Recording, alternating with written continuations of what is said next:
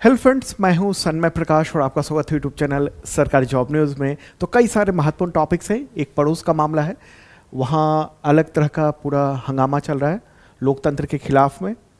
आफ्पा 3 राज्यों में लागू कर दिया गया है। हुरून ग्लोबल लिस्ट, उसके बारे में जानेंगे। अच्छा, गिबली काफ़ी चर्चा में है, ये क्या है इसके बारे में चर्चा करेंगे। नामीबिया में पहली महिला राष्ट्रपति ने शपथ ले ली है। उत्तर प्रदेश में सौर ऊर्जा उत्पादन बढ़ा है काफ़ी ज़्यादा, और भी कई सारे महत्वपूर्ण टॉपिक्स हैं, सब पर चर्चा करेंगे दोस्तों। तो शुरू करते हैं। और एक इन्फॉर्मेशन फिर से रिमाइंड करा दूं आपको कि क्वार्टरली मैराथन वीडियो आ रहा है जनवरी से लेकर मार्च 2025 तक का। कब आ रहा है? 4 अप्रैल की सुबह 10 बजे मैं लाइव रहूँगा, आपको भी रहना है। करीब 2-2.5 घंटे का लाइव होगा ये, और पूरा 200 MCQ पूरा कवर करवाएंगे। आपके एग्जामिनेशन में बहुत काम आने वाला है, ठीक है? देखिएगा ज़रूर, चूकना नहीं है आपको।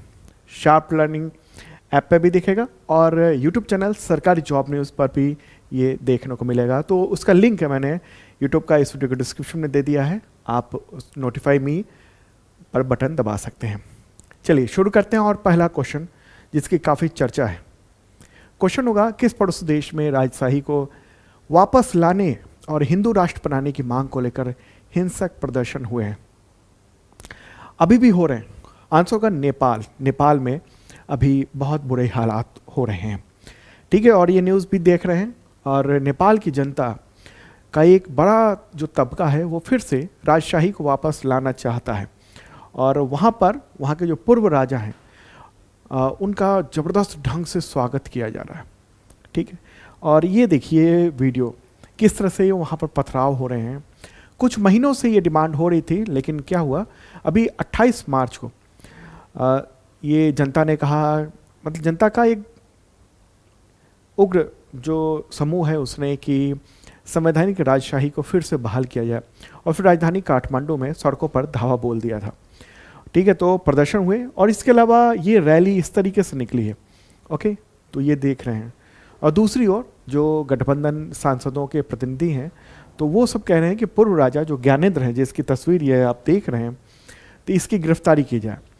पूर्व राजा ज्ञानेंद्र का ये खबर है कि पासपोर्ट जब्त कर लिया गया है, ठीक है? और उन पर भारी जुर्माना लगाया गया है, क्योंकि जो तोड़फोड़ हुई है उनके समर्थकों ने जो तोड़फोड़ की है उसके लिए, ठीक है?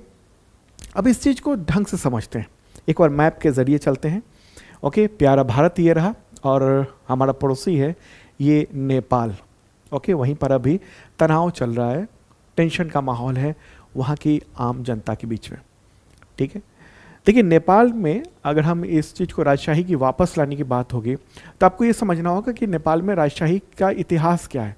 देखो, उसका इतिहास सैकड़ों वर्षों पुराना है, और इसका प्रभाव अभी भी नेपाल की राजनीति और वहाँ के समाज पर बहुत ही गहरा है। नेपाल में राजशाही की शुरुआत हुई थी गोरखा राज्य के राजा पृथ्वी नारायण शाह से, ये माना जाता है। ये बात है 1723 से 1775 के बीच में। उन्होंने बहुत सारे बिखरे हुए राज्यों को एकजुट किया, और फिर नेपाल की, आधुनिक नेपाल की नींव रखी थी। उसके बाद फिर शाह वंश, मतलब वो शाह वंश था, उसके बाद फिर राणा वंश आया, और उसका शासन था करीब 104 वर्षों तक। उसने अपना नियंत्रण बनाए रखा, पूरी तरह से राजशाही थी। फिर 1951 में, 1951 में प्रजातांत्रिक आंदोलन हुआ, फिर राणा शासन का एक तरह से अंत हुआ। और ये अंत पूरी तरह से नहीं हुआ, लेकिन ये हुआ कि लोकतंत्र की कुछ हद तक स्थापना की गई। लेकिन फिर 1960 में राजा महेंद्र ने संसदीय लोकतंत्र को समाप्त कर दिया था और पंचायती व्यवस्था लागू कर दिया। फिर 1990 में वहाँ पर जन आंदोलन हुआ, और फिर राजा वीरेंद्र ने बहुदलीय लोकतंत्र को स्वीकार किया था। फिर भी राजा वहाँ होते थे। और फिर बात है 2001 की। उस समय नेपाल का शाही हत्याकांड हुआ था, जिसमें राजा वीरेंद्र और उनका पूरे परिवार की हत्या कर दी गई थी। किसने हत्या की थी? इन्हीं के बेटे क्राउन प्रिंस दीपेंद्र ने कथित रूप से ये हत्या की थी, ये बात हुई थी। और तब से, अच्छा, इनके भाई हैं ज्ञानेंद्र, जो बाद में फिर राजा बने, और उन पर भी शक रहा कि शायद उन्होंने ही ये सब कुछ करवाया हो। तो इस हत्याकांड के बाद फिर राजा ज्ञानेंद्र जो है ना, उन्होंने सत्ता संभाली थी। लेकिन 2006 के जन आंदोलन के दौरान उनकी शक्ति एक तरह से समाप्त हो गई।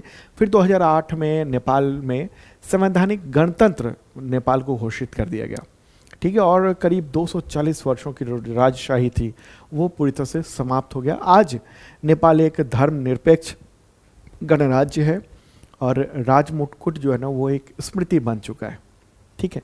तो ये इंपॉर्टेंट बात है। पूर्व राजा के पास क्या अधिकार थे? ये जो राजा हैं, जो अभी भी उनके मन में तमन्ना है कि राजशाही वापस आ जाए और हम पूरा एक छत्र राज करें नेपाल पर।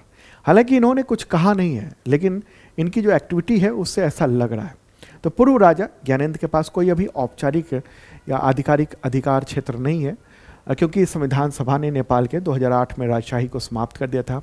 तो ज्ञानेंद्र के पास न तो सत्ता में आने के लिए कोई व्यवस्था है, मतलब वो चुनाव लड़ सकते हैं, लेकिन उनके कोई सांसद नहीं है और न ही कोई महल है। इसके बजाय वो काठमांडू के बाहरी क्षेत्र में एक पुराना शाही रिट्रीट है, वहाँ पर एक निजी नागरिक के तौर पर वो रहते हैं, ठीक है। तो ये स्थिति। अब सवाल ये होगा कि राजशाही की डिमांड क्यों हो रही है? तो ये तमाम खबरें आप देख रहे हैं, इसमें ये बात बताई गई है कि नेपाल में जो शाह शासक थे उनको कभी हिंदू भगवान विष्णु के अवतार के रूप में पूजा जाता था, वहाँ जो राजा हुआ करते थे। तो इसलिए चूँकि कई सदी तक उनको एक तरह से पूजा जाता था, तो जो राजा है ना उनके प्रति कहीं ना कहीं जो भावना है वो उनके समर्थन में या उनसे लगाव देखने को मिलता है, ठीक है। और पूर्व राजा ज्ञानेंद्र जो हैं वो बहुसंख्यक हिंदू आबादी का एक बड़ा तबका उम्मीद लगाए हुए हैं उनसे। और आपको बताऊं कि अभी बात है मार्च 2025 की, अभी ये कुछ ही दिन पहले की बात है, जब त्रिभुवन इंटरनेशनल एयरपोर्ट पर ये पहुंचे थे पूर्व राजा ज्ञानेंद्र, और उस दौरान 10,000 लोग तकरीबन इनके स्वागत में वहाँ पहुँच गए थे। और उसके बाद जो माहौल बना तो फिर तो बनता चला गया। अब क्या है मामला, आखिर क्यों इतने लोग, हजारों लाखों की संख्या में लोग जो हैं राजा के समर्थन में है? ऐसा क्या हुआ कि दुनिया में जहाँ एक तरफ लोकतंत्र की बयार बढ़ रही है और दूसरी तरफ यहाँ राजशाही की ओर उल्टा कदम खींचने को जनता कह रही है? वहाँ के सिस्टम से निराशा हुई है। देखिए 1950 में आधुनिक नेपाल के आगमन के बाद से वहाँ की मतलब कई तरह के राजनीतिक व्यवस्थाओं से गुजरा वो, ठीक है। संघीय लोकतंत्र जो वहाँ पर है वो पिछले 17 साल से है, जो मैंने आपको बताया था, ठीक है। तो नेपाल की जनता ने इन 17 साल में 13 सरकारें देख ली हैं, इतने ही प्रधानमंत्री देख लिए हैं, 20 से अधिक उप प्रधानमंत्री देख लिए, मतलब मात्र 17 साल में।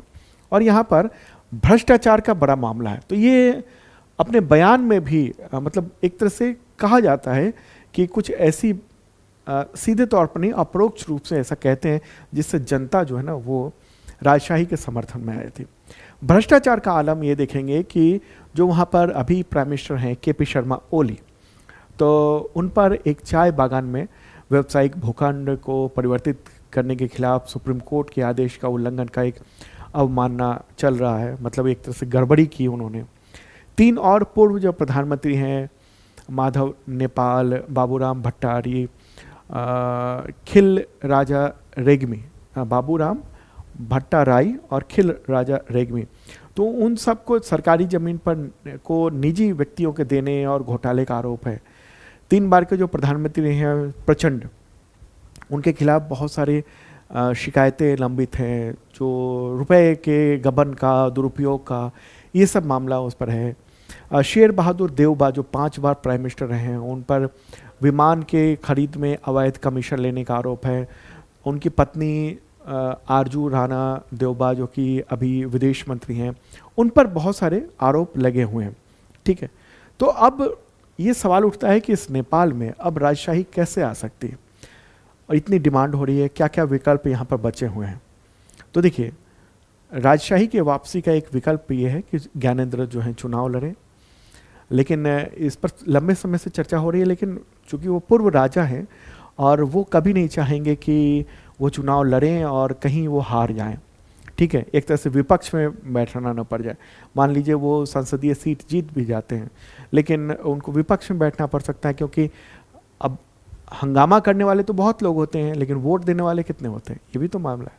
ठीक है, तो और एक और बात है कि उनको ईश्वर के प्रतीक के तौर पर देखा जाता है। वहाँ पर बहुत बड़ी ऐसी संख्या है लोगों की जो इस तरह से देखते हैं। तो शायद वो खुद भी संसद में आम लोगों के सामने बैठना पसंद नहीं करेंगे और जनता भी नहीं पसंद करेगी, ऐसा है। इनके समर्थन में एक पार्टी है, क्या नाम है उसका, राष्ट्रीय प्रजातंत्र पार्टी।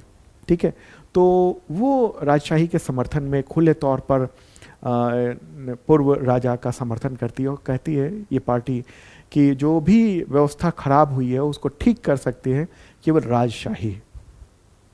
तो अगर ऐसी स्थिति नहीं हो सकती, लेकिन अगर मान लीजिए कि जनता ने विद्रोह कर दिया और वहाँ की संसद और वहाँ के जो सरकार है उसके कंट्रोल में कुछ भी नहीं रहा, तो हो सकता है फिर से राजतंत्र आ जाए, लेकिन ऐसा संभव मुझे तो नहीं लग रहा है। ठीक है, तो वहाँ हंगामा अभी खूब हो सकता है कि फिर से इनको राजा बना दिया जाए, लोकतंत्र हो जाए, हिंदू राष्ट्र बन जाए नेपाल, इस तरह की बातें हो सकती हैं। लेकिन जो लोकतंत्र की खूबियाँ हैं ना, वो राजशाही में नहीं मिलेगी। ठीक है, अब नेपाल के जो पूर्व राजा हैं इन पर वहाँ की सरकार ने सख्ती करना भी शुरू कर दिया। जो मीडिया रिपोर्ट्स है उसके मुताबिक इन पे मतलब ज्ञानेंद्र शाह के पासपोर्ट को जब्त कर लिया गया है, उनके आवास की सुरक्षा भी कम कर दी गई है। ठीक है, और जुर्माना भी लगाया है, बहुत बड़ी रकम, करीब 7,93,000 नेपाली रुपए का जुर्माना भी लगाया गया। ठीक है, तो ये एक इम्पॉर्टेंट बात थी, क्योंकि पड़ोस का मामला है। पड़ोस में जो ये बदलाव की स्थिति देखने को मिल रही है, वहाँ जो जनता जिस तरीके से सड़कों पे है, ये जो हजारों लाखों की भीड़, तो इसलिए ये जानना भी आपके लिए ज़रूरी है, जो इंटरनेशनल रिलेशन से रिलेटेड जो टॉपिक है उस सब चीज़ों के लिए। ठीक है, तो ये नेपाल है और नेपाल के अभी प्राइम मिनिस्टर कौन है, KP शर्मा ओली हैं। ठीक है, और राष्ट्रपति कौन है, रामचंद्र पौडेल है। राजधानी काठमांडू है। चलिए आगे बढ़ते हैं, अगला क्वेश्चन लेते हैं और काफ़ी इंपॉर्टेंट है आसपा के लेकर। उससे पहले बताऊं कि ये इस पूरे का मतलब इस वीडियो का जो PDF वो अवेलेबल है, इस वीडियो डिस्क्रिप्शन में चेक कर लेना आप, हिंदी और इंग्लिश दोनों लैंग्वेज में है। ठीक है, तो और जो भी बातें मैंने कही है ना, आगे जो भी कहूँगा, तो उसका जो ऑफिशियल मतलब सोर्स है, जैसे द हिंदू का, इंडियन एक्सप्रेस का, अलग अलग अखबारों का, तो वो सोर्स का लिंक भी मैंने दिया है ताकि आप उसको क्रॉस चेक भी कर सकते हैं। ओके, और हाँ एक और बात बताऊं कि अगर आप करंट फोर्स की शानदार तैयारी करना चाहते हैं तो दो तरह के मेंबरशिप प्लान है। एक स्पेसियस मेंबरशिप प्लान है, दूसरा बेसिक मेंबरशिप प्लान है। बेसिक वाला जो है SSC, टीचर, रेलवे, इन सब के लेवल का है, और इसमें पिछले 2 सालों के कंटेंट मिलते हैं और अगले 1 साल तक अपडेट मिलता है, यानी PDF, टेस्ट, वीडियो, ये सब मिलते हैं। और PDF कई तरीके को होते हैं, वन लाइनर, MCQ नोट्स होता है, तो सब कुछ तो शानदार ढंग से। तो बहुत छूट चल रही है अभी, इस वीडियो के डिस्क्रिप्शन में आप चेक कर लेना, लिंक है शार्प लर्निंग का, वहाँ से कोर्स ले सकते हैं। और एक इन्फॉर्मेशन आपको दे दूँ कि राजस्थान चतुर्थ श्रेणी कर्मचारी की जो भर्ती है, काफ़ी बड़ी संख्या में ये भर्ती है, तो उसके लिए बैच हम लोगों ने लॉन्च कर दिया है और पूरे सिलेबस की तैयारी कराई जाएगी, टेस्ट सीरीज होगा, और ये जो है ना, जब तक एग्ज़ाम नहीं होगा तब तक की ये वैलिडिटी रहेगी, और मात्र 199 रुपये में। तो ये शुरुआती है, मात्र 1000 स्टूडेंट के लिए प्राइस रहेगा, फिर प्राइस बढ़ जाएंगे। तो आप या आपके जानने वाले कोई अगर ज्वाइन करना चाहते हैं तो ज्वाइन कर सकते हैं। यूपी पुलिस कांस्टेबल, उसकी बड़ी भर्ती है, तो उसका भी बैच लॉन्च हो चुका है। 1 अप्रैल से क्लासेस शुरू हो रही हैं, और पहले 1000 छात्रों के लिए मात्र प्राइस है 199, बहुत ही कम प्राइस रखा गया है आपके लिए। ठीक है, पूरा सिलेबस मैं भी पढ़ाऊंगा, करंट फोर्स भी। दिल्ली पुलिस का जो बड़ी वैकेंसी है आ रही है, उसके लिए भी बैच लॉन्च है, और कुछ स्टूडेंट के लिए ये छूट चल रही है। बिहार सिपाही भर्ती, उसका बैच तो क्लासेस जारी हैं, और इन सब के जो है ना, मैंने टाइम टेबल भी डाल दिया है शार्प लर्निंग ऐप पर, तो देख सकते हैं आप, ये भी ज्वाइन कर सकते हैं। RRB ग्रुप D के शानदार बैच चल रहे हैं। 71st BPSC का जो GS फाउंडेशन बैच है 4, वो भी चल रहा है, और शानदार ढंग से तैयारी हो रही है उसकी, अभी छूट भी चल रही है। और UPPCS का भी बैच चल रहा है, तो ढेर सारे, पूरी टीम हमारी, पूरा स्टूडियो है, कई सारे मतलब ढेर सारे लोग हैं। ठीक है, तो आपके लिए है। चलिए अब आगे बढ़ते हैं और अगला क्वेश्चन लेते हैं। केंद्रीय गृह मंत्रालय ने किन राज्यों के कई इलाकों में लागू सशस्त्र बल विशेष शक्तियां अधिनियम यानी ASPA, तो उसको 6 महीने के लिए बढ़ा दिया। आंसर क्या होगा? तो इसका आंसर होगा मणिपुर, नागालैंड और अरुणाचल प्रदेश। ठीक है, वहाँ पर आफ्पा को बढ़ा दिया गया है, उसकी वैलिडिटी को 6 महीने और बढ़ा दिया गया। ठीक है, तो गृह मंत्रालय ने ये 30 मार्च को, ये आम हिंदी में इसको कहते हैं, क्या कहते हैं हिंदी में इसको?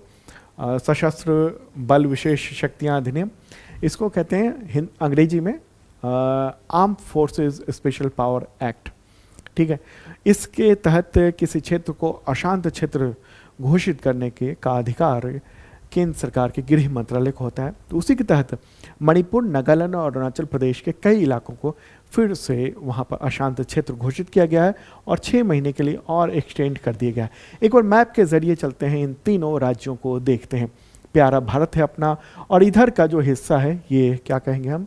पूर्वोत्तर यानी नॉर्थ ईस्ट का हिस्सा। और इसी में ये देखिए आप, ये है मणिपुर।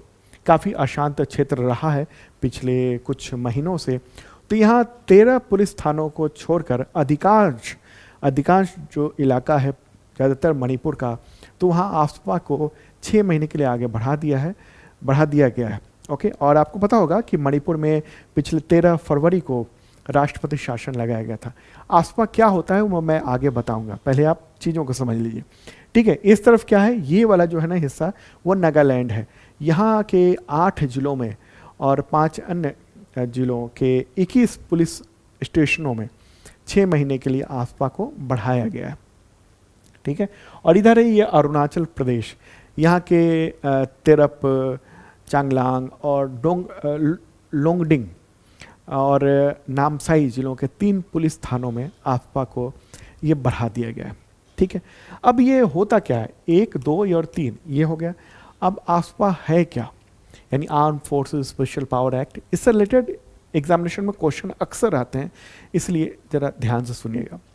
तो ये कानून है 1958 का, और इस कानून के तहत अगर किसी क्षेत्र को अशांत घोषित कर दिया गया तो फिर भारतीय सेना और वहाँ पर जो तैनात केंद्रीय सशस्त्र बल हैं जैसे CRPF, BSF या असम राइफल्स, तो इन सब को, या पुलिस बल ही कह लीजिए, तो उन सब को अगर कोई कानून का उल्लंघन हो रहा है तो उसके तहत किसी भी व्यक्ति को जान से मारने, बिना वारंट किसी को गिरफ्तार करने, तलाशी करने, इन सब का एक तरह से अधिकार मिल जाता है। और जो कानूनी मुकदमे होते हैं ना, उनसे सुरक्षा प्रदान हो जाती है। मतलब उस क्षेत्र में आफ्पा जहाँ पर लगा हुआ है, वहाँ पर अगर कुछ वारदात होती है और उस दौरान सेना या अर्धसैनिक बल किसी को मार भी डालते हैं, तो फिर उस पर फिर कोर्ट ऑफ इंक्वायरी की कार्रवाई नहीं होती है। ठीक है, क्योंकि वो अशांत क्षेत्र घोषित किया हुआ है। ये है आफ्पा। अगर इसका इतिहास देखेंगे तो ये ब्रिटिश सरकार के समय से, जब भारत छोड़ो आंदोलन का जब दबाव बढ़ा था, तो 15 अगस्त 1942 को arm forces special power ordinance को जारी किया गया था। और यही 4 ऑर्डिनेंस थे जो आधारशिला बना, जिसमें से एक जो है असम डिस्टर्ब्ड एरियाज़ के लिए बना था। ठीक है, अंग्रेज जो है ना वो विद्रोहों से निपटने के लिए इसको बनाया था उसने। फिर बाद में आज़ादी के बाद ये सब कानून, जब वहाँ पर उग्रवाद बढ़ा, ख़ासतौर पे जो पूर्वोत्तर के कुछ राज्यों में और फिर जम्मू कश्मीर में, तो arm forces special power act उसको पूरा लगाया गया। मतलब सरकार एक क्षेत्र को डिस्टर्ब एरिया घोषित कर सकती है जहाँ पर नस्लीय, भाषा या क्षेत्रीय समूह या जातीय तौर पर वहाँ पर मतभेद बहुत बड़े पैमाने पर हो, विवाद हो, इन सब को देखते हुए, और उससे बड़ा खतरा सार्वजनिक शांति के लिए हो, तो उसके लिए किया जा सकता है। ठीक है दोस्तों, पसंद आ रहा हो तो लाइक बटन दबाइएगा। चलिए आगे बढ़ते हैं। और हाँ, अगर आपने अब तक इस चैनल को सब्सक्राइब नहीं किया तो ज़रूर कर लीजिए, आपसे अपील है। और बेल आइकन दबाएंगे ऑल में, तो नोटिफिकेशन सारे आपको मिलने लगेंगे। चलिए आगे बढ़ते हैं। अगला क्वेश्चन होगा, हुरून ग्लोबल रिच लिस्ट 2025 में भारत का सबसे अमीर व्यक्ति कौन है, उसके अनुसार आंसर क्या होगा? इसका आंसर होगा मुकेश अंबानी। ठीक है, तो ये लिस्ट में टॉप पर हैं मुकेश अंबानी, रिलायंस इंडस्ट्री के। 67 ईयर के हैं और उनकी संपत्ति 8.6 लाख करोड़ रुपए है। हालांकि ये मुकेश अंबानी जो हैं वो दुनिया के टॉप 10 अमीरों की लिस्ट से वो बाहर हो चुके हैं, लेकिन अभी भी एशिया के अमीरों की लिस्ट में टॉप पर वो बने हुए हैं। ठीक है, तो आप अगर देखेंगे इस लिस्ट में तो नंबर 1 मुकेश अंबानी है, सेकंड पर गौतम अडानी है, थर्ड स्थान है रोशनी नाडर का। और आप देखिए ये वुमेन, ठीक है, रोशनी नाडर, ये देखिए शिव नाडर की बेटी है। HCL जो है उसका पूरा कमान इन्होंने संभाला हुआ है। ओके, तो ये काफ़ी चर्चा में है, इसलिए भी ध्यान रखना है। फिर चौथे स्थान पर दिलीप सांघवी हैं, सन फार्मास्यूटिकल के। 5वें पर अजीम प्रेम जी, 6वें कुमार मंगलम बिरला, 6वां स्थान है साइरस एस पूनावाला का, 8वां स्थान है नीरज बजाज का, 9वां स्थान है रवि जयपुरिया का, और फिर 9वां ही स्थान दिया गया है राधा किशन का। ठीक है, तो ये इस तरह से 10 हो जाते हैं। ओके, टॉप 10 ये सब हैं। ओके, चलिए अब आगे बढ़ते हैं। अगला क्वेश्चन लेंगे हम लोग। हुरून ग्लोबल रिच लिस्ट 2025 में अरबपतियों की सूची में सबसे अमीर कारोबारी कौन है? दुनिया का सबसे अमीर आंसर का एलन मस्क। देखिए पिछले दिनों जो अमेरिका में चुनाव हुआ और राष्ट्रपति बने डोनाल्ड ट्रंप, उसके बाद से इनकी संपत्ति में इजाफा हुआ है। इनका जो टेस्ला का शेयर है वो बहुत तेज़ी से उछला है और इसी की वजह से इनकी संपत्ति में बहुत बड़े पैमाने पर उछाल देखने को मिला है। ठीक है, तो ये अब देखते हैं दुनिया के जो 10 सबसे अमीर लोग हैं वो कौन कौन है। एलन मस्क, टेस्ला और स्पेस एक्स के जो CEO हैं। फिर दूसरे स्थान पर जेफ बेजोस हैं, तो इनकी अमेजन के हैं। फिर मार्क जुकरबर्ग, फिर Larry Ellison, Warren Buffett, Larry Page, Bernard Arnault, Steve Ballmer, Sergey Brin, Bill Gates. तो ये सब हैं, ये सारे के सारे टॉप 10 जो आपने देखा। चलिए अब आगे बढ़ते हैं और अगला क्वेश्चन, ये काफ़ी इंपॉर्टेंट देख सकते हैं आप। ठीक है, इसका क्वेश्चन क्या होगा? क्वेश्चन होगा भारतीय बैंक संघ, उसका अध्यक्ष किसे बनाया गया है? सिंपल सा आंसर है, कौन है ये? चिल्ला श्रीनिवासुलु शेट्टी। ये कौन है? तो SBI के चेयरपर्सन है, तो इनको अब अध्यक्ष चुन लिया गया है इसका। ठीक है, तो उन्होंने MV राव की जगह ली है। ये रहा फोटोग्राफ इनका। अगला क्वेश्चन लेते हैं, ये देखिए घिबली क्या है जो चर्चा में छाया रहा? घिबली फोटोग्राफ आपने देखा होगा, इसका आंसर क्या होगा? जापानी एनिमेशन स्टूडियो घिबली शैली में AI जनरेटेड इमेज है। ठीक है, और इस तरह की इमेज वो क्रिएट करके देता है। जैसे आपने अपना फ़ोटो वहाँ दिया और ये ChatGPT पर होता है। ChatGPT ने घिबली का एक ऑप्शन दिया हुआ है और उस पर जैसे ही आप अपना फोटोग्राफ देते हैं तो वो एनिमेटेड आपका पूरा चित्र दे देता है। चाहे आप हंसना चाहते हो, रोना चाहते हो, खिलखिलाना चाहते हो, दौड़ना चाहते हो, हर तरह से बना कर दे सकता है वो। ठीक है, तो स्टूडियो घिबली काफ़ी ज़्यादा चर्चा में है क्योंकि आर्टिफिशियल इंटेलिजेंस पर आधारित इमेज जनरेशन टूल्स के माध्यम से लोग अपनी तस्वीरों को घिबली के उस घिबली दरअसल इस तरीके का है और इसी तरीके से बनाना चाहते हैं। ओके, तो कई सारी फिल्में बन चुकी हैं। जापानी जो ये स्टूडियो है और उसने कई सारी बड़ी बड़ी मतलब चर्चित फिल्में बनाई हैं इन टूल्स के ज़रिए, जैसे स्पिरिटेड अवे, माय नेबर और टोटोरो। तो इस तरह के बनाए हुए हैं, तो लोग जो है ना वो जाकर अपनी इमेज क्रिएट कर रहे हैं उसमें। ठीक है, घिबली शब्द जो है ना वो लीबियाई है और अरबी से आया है और इसका अर्थ होता है गर्म रेगिस्तानी हवा। ठीक है, अगला क्वेश्चन लेंगे। अंतर्राष्ट्रीय शून्य अपशिष्ट दिवस कब मनाया जाता है? तो आंसर होगा 30 मार्च को। संयुक्त राष्ट्र महासभा ने इस दिवस की घोषणा की हुई है इंटरनेशनल जीरो वेस्ट डे के तौर पर। ओके, ताकि कूड़ा कचरा जो है उससे जो मानव को नुकसान होता है, अर्थव्यवस्था को, पर्यावरण को, तो उससे किसी मतलब बहुत हद तक हम उस पर काबू पा सकें। ठीक है, चलिए आगे बढ़ते हैं। अगला क्वेश्चन, नामीबिया की पहली महिला राष्ट्रपति के रूप में किसने शपथ ली है मार्च 2025 में? आंसर होगा नेटुम्बो नंदी नदैतवाह। ठीक है, ये है नाम, ये नाम आपको ध्यान में रखना है क्योंकि नामीबिया की ये पहली महिला राष्ट्रपति है। वैसे नामीबिया की ये 5वीं राष्ट्रपति हैं, लेकिन महिला के तौर पर ये पहली राष्ट्रपति हैं। इससे पहले ये उपराष्ट्रपति के तौर पर रह चुकी हैं। देखिए नामीबिया को ना साउथ अफ्रीका के शासन से 1990 में आज़ादी मिली थी। एक बार वहाँ चलते हैं, प्यारा भारत है, और अब चलते हैं अफ्रीका की ओर, विशालकाय अफ्रीका। और उसी में यहाँ पर ये वाला जो रेड कलर में देख रहे हैं नामीबिया, ठीक है, वहाँ से हम लोगों ने चीते भी मंगवाए हैं बड़े पैमाने पर। ओके, तो पहले ये साउथ अफ्रीका के अंडर में ही हुआ करता था और फिर 1990 में ये आज़ादी मिली थी इसको।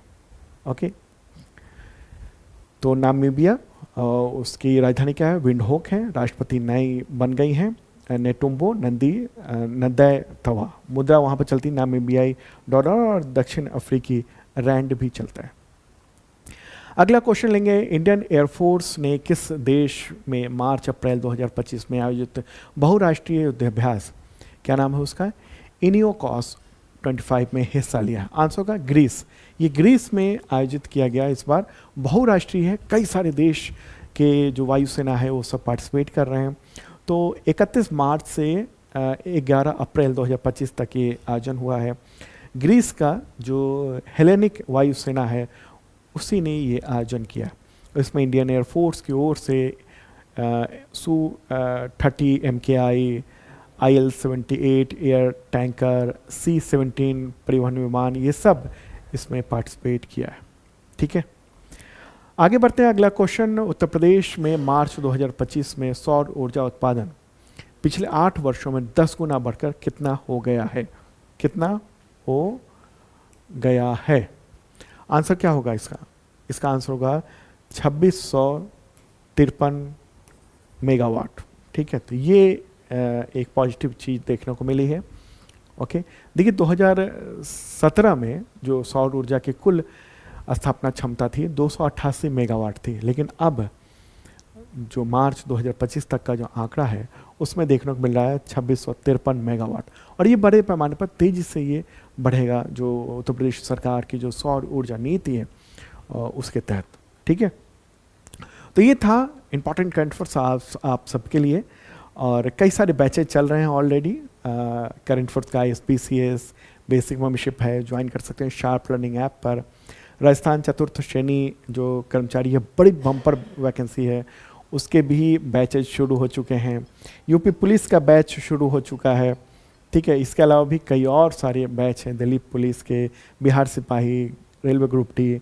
ठीक है, BPSC के GS फाउंडेशन बैच है, UPPCS का बैच है, तो ज्वाइन कर सकते हैं आप शार्प लर्निंग ऐप पर।